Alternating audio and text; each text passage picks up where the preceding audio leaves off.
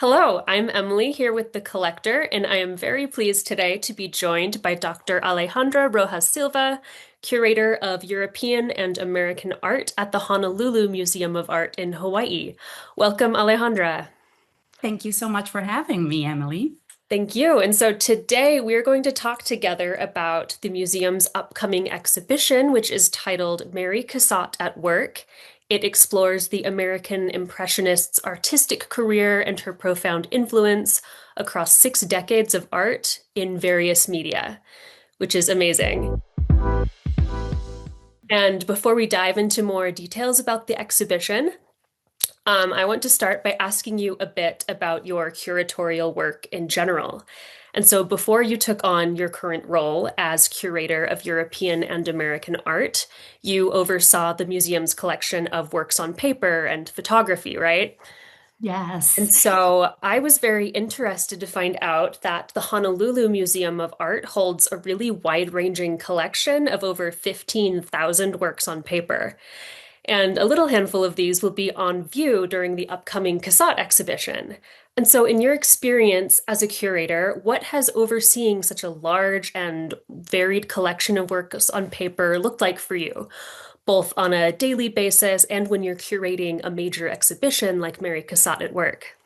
Yeah. So the short answer is every day or most days when I go into the print vault is a matter of discovery and learning and excitement. We have works ranging from the 14th century to works produced last year.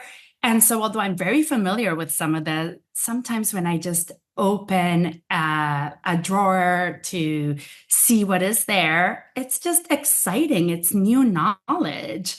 And I love that as a curator. We're still trying. I worked on that project for 2 years and it hasn't fully finished because we have so many works. We're trying to get like an intellectual control of what is in the vault. And so I am still doing a little bit of that work while doing some more curatorial work.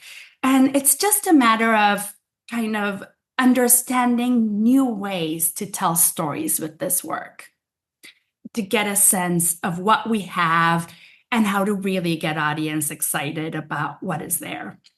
In terms of exhibiting like particular exhibitions like the Mary Cassatt, it's kind of dissimilar because it's no longer a wide angle, everything we have and how to tell stories with this, but a very specific angle. But it's great. You get to give context to some of this work you have. Like, honestly, I didn't know we had 8 Cassatts until we started this show. We actually have 9. We're only exhibiting 8. Oh, wow. Yeah. And so, but it still is the same thing. It's discovery, it is learning, and it is finding ways to tell stories to an audience that gets them as excited to see this works as I have when I'm learning new information.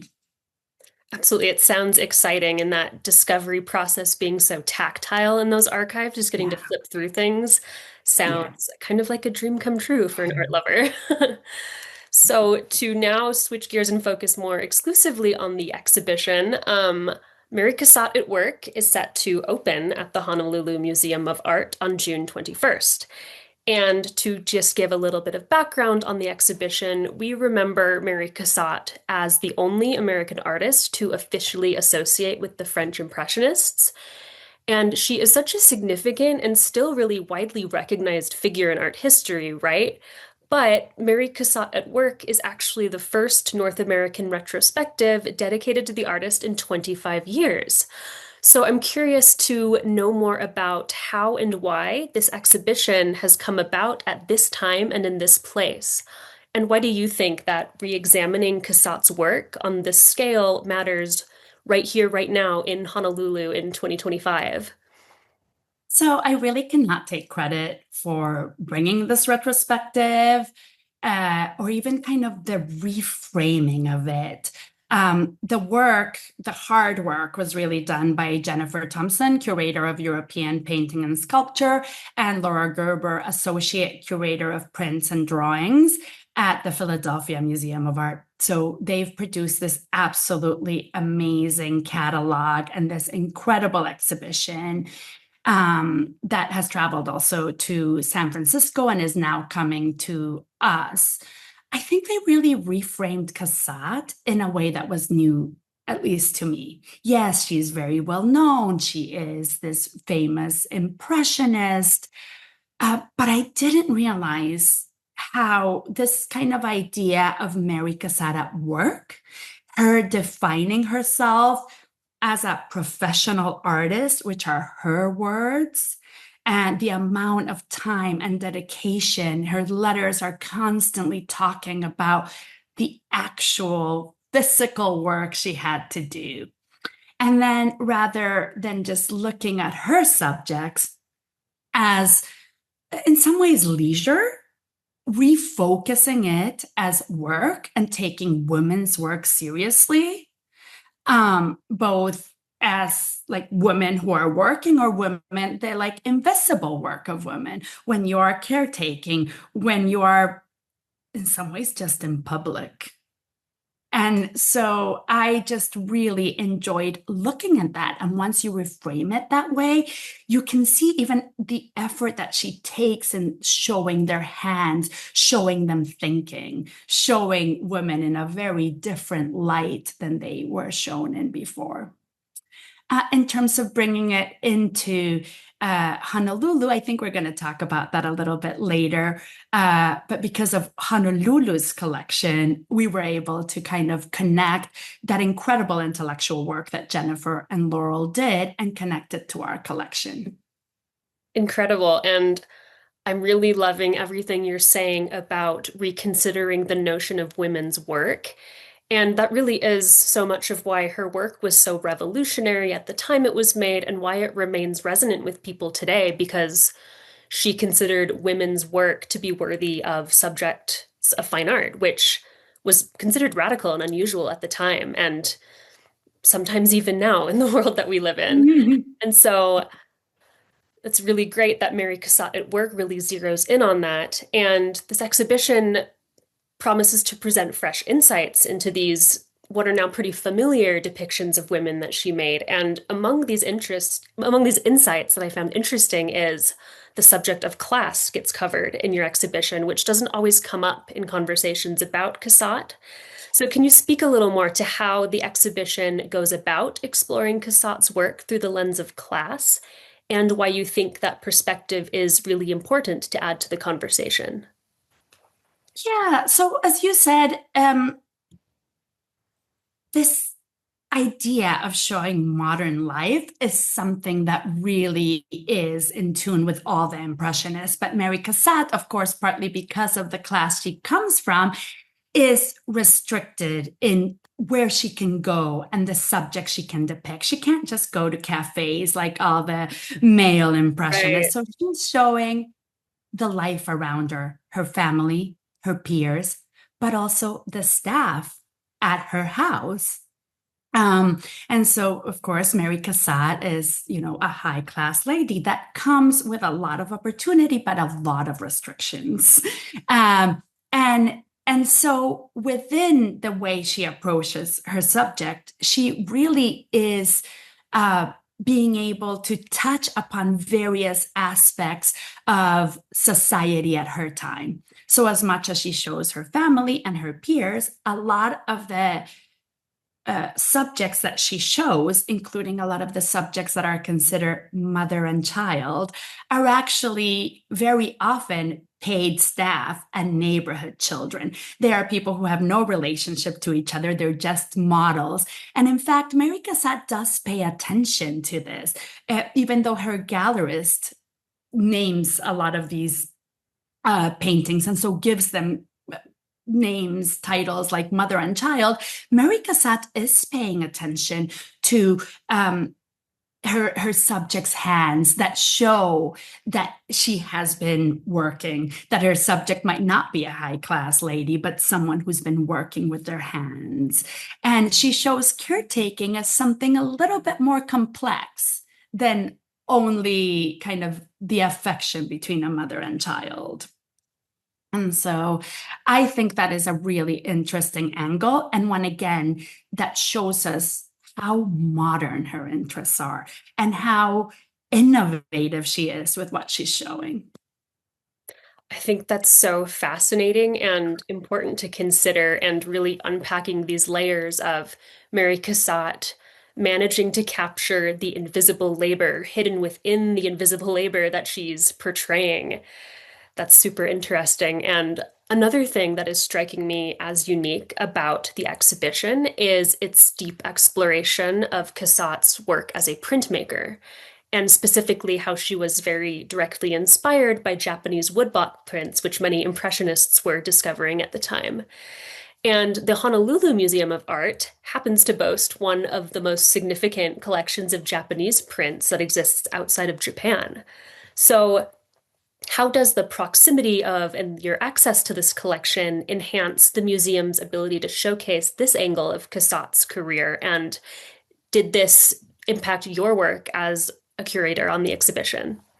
Yeah, thank you so much for asking this question because although all the iterations of Mary Cassatt at work, as you say, did focus on her working on various media, and printmaking is at the center of that because she is such an innovative printmaker. And printing, again, is hard work, like Yes. physical, laborious work. And so I think every iteration does point to that. And I hope people really enjoy highlighting printmaking. We have so many examples of it, and you can just really get close and enjoy what she is doing with various media. But as you mentioned, many Impressionists saw the 1890 Japanese art show at the École des Beaux-Arts, which was transformative for them, not just for Mary Cassatt, but for all of them.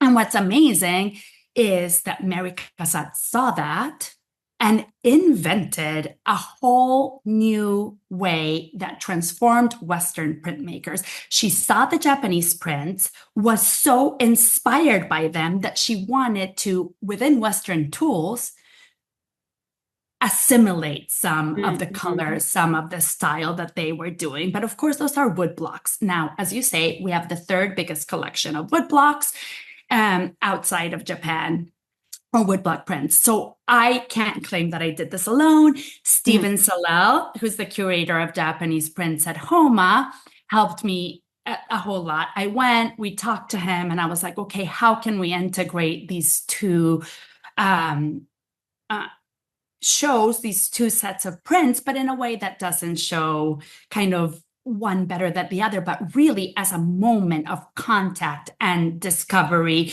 and change. And so Stephen found sorry, this exhibition had 700 works of art by Japanese Okay. artists. We know of 250 ukiyo-e prints that were at this exhibition. Wow. Of those, we have 93 of them at the museum, except some of them are modern reproductions. So really, we have 63 original ukiyo-e prints that Mary Cassatt saw herself. Incredible. It's amazing. And so we really wanted to show how these two areas or these strengths of the HoMA collection had this moment of contact and how that changed. It really mostly changed Western art making. But we had the opportunity to show some of our collection and some of our strength. So we are showing 5 ukiyo-e prints, really 3 ukiyo-e prints and 2 books that were some of the very early colored woodblock prints in Japan. And we are making our audiences aware of how woodblock prints, like the process is very different to printing in copper plates. And in that sense, not just show and highlight how beautiful woodblock prints are, but also how Mary Cassatt kind of invented within 1 year this whole new process. Wow, amazing. I can imagine that's a rare opportunity to see all of that side by side, and then to pull in the angle of really driving home how much of a real work that process was and how much innovation she contributed. She certainly deserves a lot more credit for what all the Impressionists were doing with printmaking, and the modernists afterwards. It's kind of Yeah, incredible. I mean, I was not aware, to be honest. I'm not an Impressionist scholar.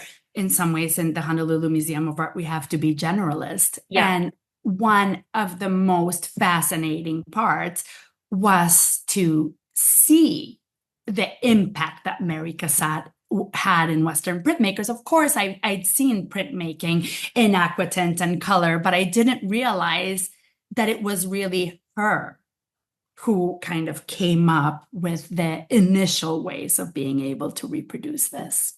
Amazing. So, one of the highlights of the exhibition is one of her prints titled The Banjo Lesson. It's a dry point print on paper, and this has belonged to the Honolulu Museum of Art's collection for nearly a century. In fact, it was gifted to the museum by its founder, Anna Rice Cook, in 1927. So, can you tell me more about the history and significance of this particular piece to the museum, as well as a curator, how you go about presenting a long-held piece like this, one that might already be familiar to local museum visitors, how you present it, or maybe even recontextualize it for a special exhibition like this one? Yes, absolutely. Thank you for asking this. This is one of the kind of very exciting discoveries that happened looking at our collection and putting it into context in Mary Cassatt at work. And it was exactly what you said, discovering that Mary Cassatt has been in our collection from the very inception. That we have been collecting Mary Cassatts up to 1997. We have Mary Cassatts not just in dry point, like this gorgeous example, but pastels and an oil.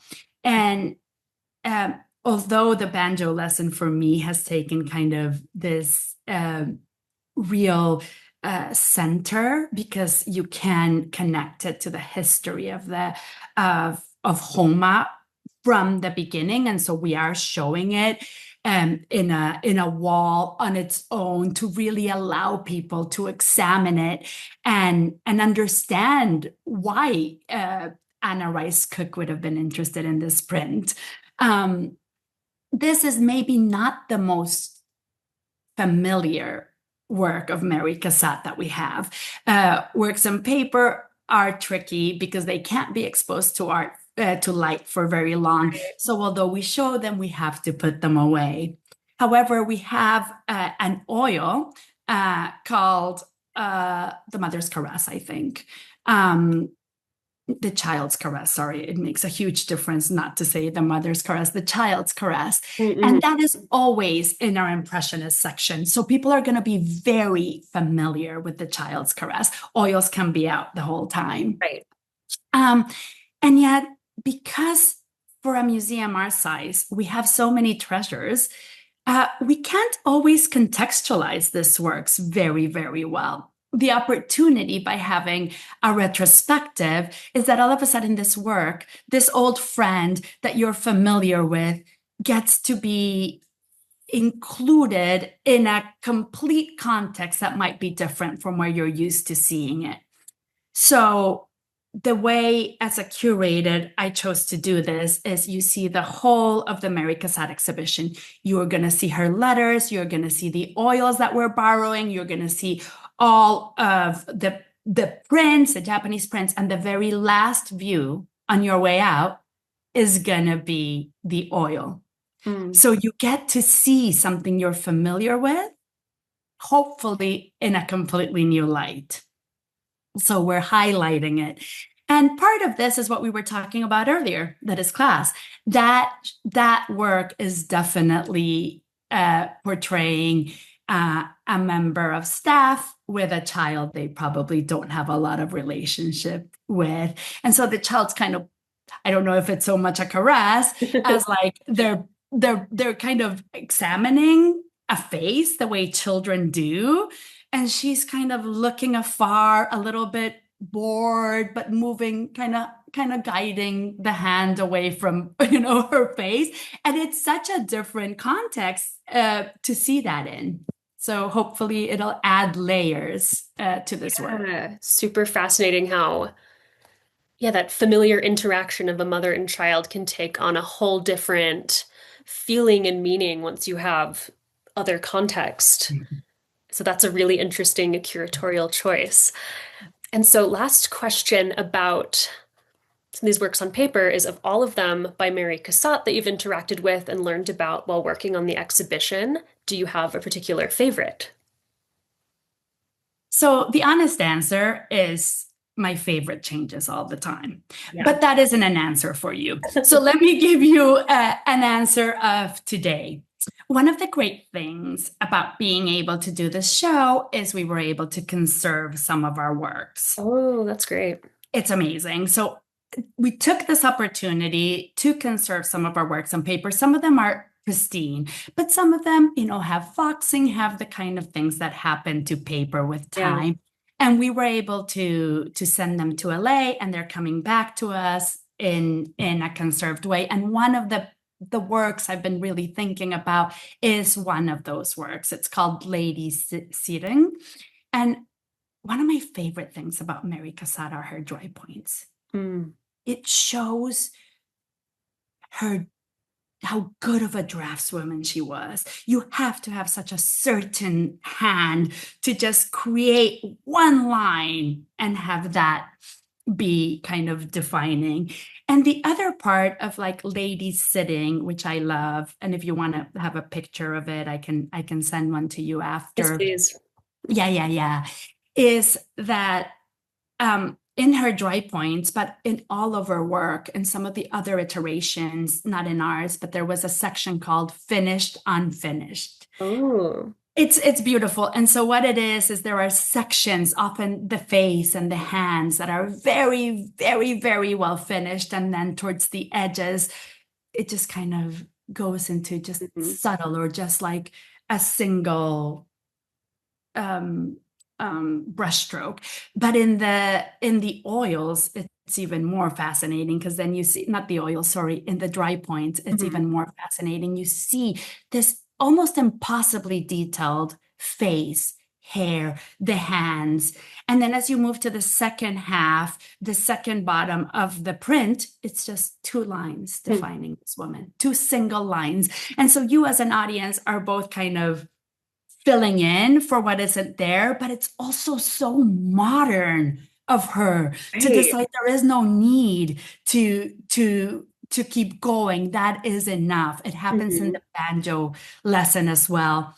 The girl's face incredibly defined, the banjo, the hands that are doing the work, the playing of the instrument, and then their dress, a couple of lines.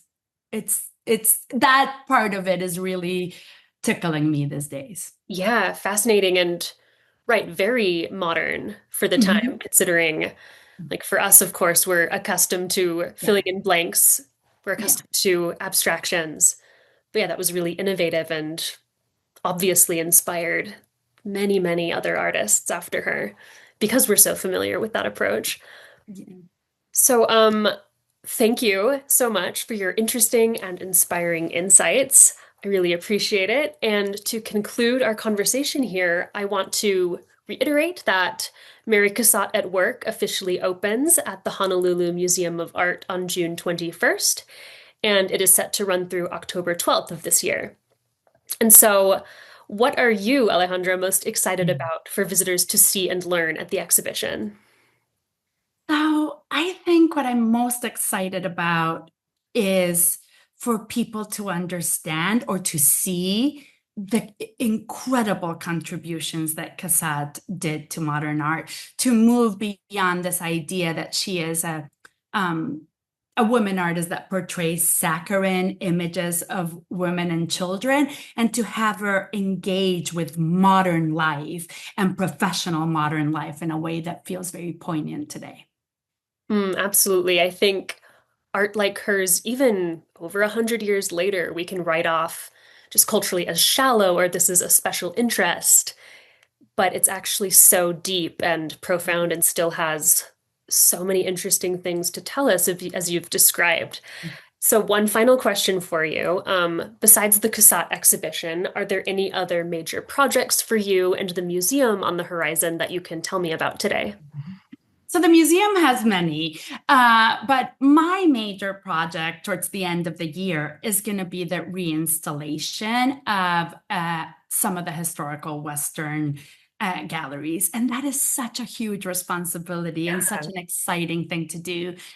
These exhibitions are often short, they're there for 3, 4 months, but the permanent gallery have you kind of reframe these objects in a way that is going to be there for 5, 10, 20 years. Right. And so I just love the idea of using these objects we are familiar with and telling their stories in a way that is relevant to us today.